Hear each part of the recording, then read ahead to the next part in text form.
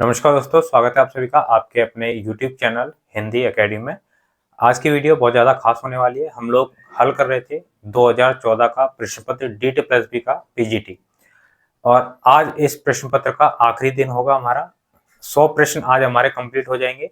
आप लोग ये सोच सकते हैं कि 100 प्रश्नों पर पीजीटी का कैसे हो जाएगा। तो ये टायर 1 था हमारा, ठीक है। 2 टायर्स में एग्जाम हुआ करता था उस समय पर। तो टायर 1 100 क्वेश्चन थे इसके अंदर, 100 के 100 आज हमारे कंप्लीट होने वाले हैं। इससे पहले की वीडियोस अगर आप लोगों ने नहीं देखी हैं तो जरूर देख लीजिएगा, क्योंकि बहुत ज़्यादा महत्वपूर्ण रहेगा आपकी आगे की जो परीक्षा है, जो आप पीजीटी की तैयारी कर रहे हैं उसमें पहले कौन कौन से प्रश्न किस किस तरीके से आप लोगों से पूछे गए हैं वो सारे आप लोगों को पता होने चाहिए। और इसी सीरीज में आगे के 18 में जितने प्रश्न पत्र हुए हैं, हमारे 21 में जितने प्रश्न पत्र हुए हैं, वो सभी के सभी हम लोग हल करने वाले हैं इस सीरीज के अंदर। चलिए शुरू करते हैं।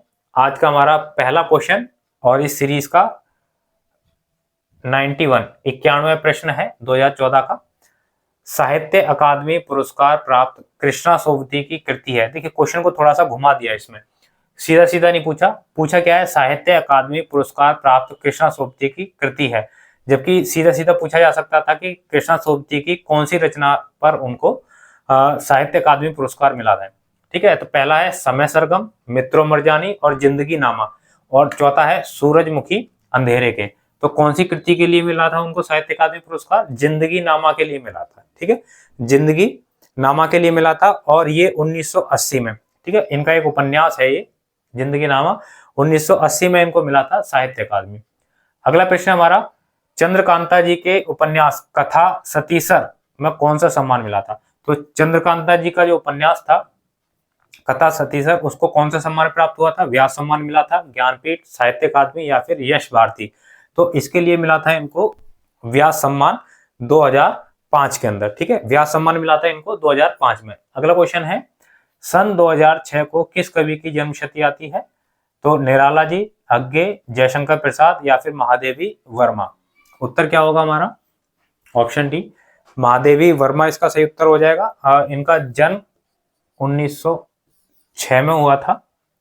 ठीक है, 1906 के अंदर इनका जन्म हुआ था महादेवी जी का, और कहां पर हुआ था? फर्रुखाबाद के अंदर। और इन्हें हिंदी के विशाल मंदिर की वीणा पाणी कहते हैं। ठीक है, हिंदी के विशाल मंदिर की वीणा पाणी इनको कहा जाता है। इनकी अगर प्रमुख रचनाओं की बात करें तो निहार, नीरजा, रश्मि, यामा, दीपशिखा, ठीक है, ये इनकी प्रमुख रचनाएं हैं। चलिए आगे चलते हैं हम लोग। इनकी जो रचना है यामा, इसके लिए इनको ज्ञानपीठ पुरस्कार प्राप्त हुआ था। ठीक है, ये भी याद रखिएगा। महादेवी वर्मा जी कौन हिंदी साहित्य सम्मेलन के संस्थापक थे? इनमें से 4 ऑप्शन है, कौन थे जो हिंदी साहित्य सम्मेलन के संस्थापक थे? महात्मा गांधी, मदन मोहन मालवीय जी, पुरुषोत्तम दास टंडन, या इनमें से कोई नहीं। तो सही उत्तर क्या हो जाएगा इसका? पुरुषोत्तम दास टंडन, ये थे हिंदी साहित्य सम्मेलन के संस्थापक, और स्थापना हुई थी इसकी 1910 के अंदर प्रयाग में। ठीक है, और प्रथम सभापति की बात करें तो प्रथम सभापति थे मदन मोहन मालवीय जी। चलिए आगे देखते हैं, चतुर्वर्ग का तात्पर्य क्या है? ठीक है, चतुर्वर्ग का क्या तात्पर्य है? ब्राह्मण, क्षत्रिय, वैश्य या शूद्र, या फिर उच्च, उच्च मध्यम, मध्यम, निम्न वर्ग। तीसरा ऑप्शन है धर्म, अर्थ, काम और मोक्ष। अगला ऑप्शन है जगत, माया, आत्मा या परमात्मा। सही उत्तर क्या हो जाएगा हमारा? चतुर्वर्ग से क्या तात्पर्य है? चतुर्वर्ग से तात्पर्य है धर्म, अर्थ, काम और मोक्ष। ठीक है, चलिए आगे चलते हैं। सूरसागर की रचना का मुख्य आधार कौन सा ग्रंथ माना जाता है? जो सूरसागर की रचना की गई थी उसका आधार ग्रंथ क्या माना जाता है? गीता को माना जाता है, महाभारत को माना जाता है, गाथा सप्तशती को, या फिर भागवत पुराण को। तो ये क्वेश्चन हम लोगों ने कई बार किया है। भागवत पुराण को माना जाता है सूरसागर की रचना का मुख्य आधार। चलिए क्वेश्चन नंबर 97, निम्नलिखित में से किसकी मातृभाषा गुजराती थी? कौन से कवि की मातृभाषा गुजराती थी? नंददास, कृष्णदास, छीत स्वामी या फिर परमानंद दास। तो सही उत्तर क्या हो जाएगा? ऑप्शन बी हो जाएगा हमारा कृष्णदास। कृष्णदास की भाषा थी गुजराती। चलिए अगला क्वेश्चन, सच्चाई और विश्वास जब तक एक दूसरे को आच्छादित करते हैं तो उसे उद्गम होता है। किसका उद्गम होता है? भागवत साक्षात्कार का, विवेक का, ज्ञान का, अज्ञान का। सही उत्तर ज्ञान।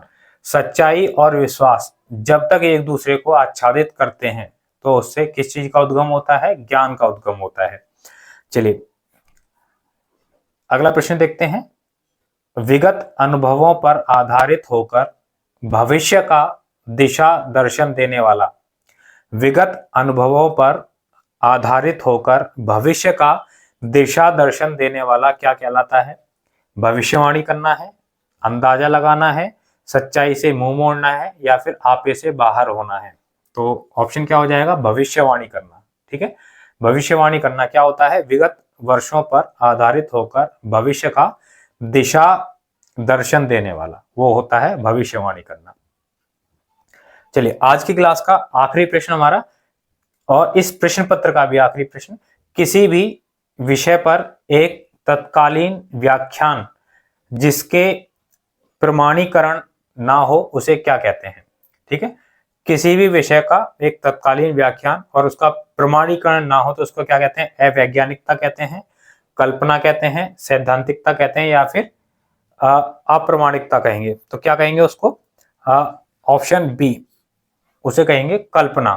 ठीक है, तत्कालीन व्याख्यान और उसका कोई प्रमाण ना हो तो क्या कहेंगे? उसको कल्पना कहेंगे। तो ये हो गए हमारे आज के पूरे 10 क्वेश्चन, और ये जो प्रश्न पत्र था हम हल कर रहे थे पीजीटी हिंदी 2014 का, जो कि हुआ था हमारा 30 नवंबर 2014 में।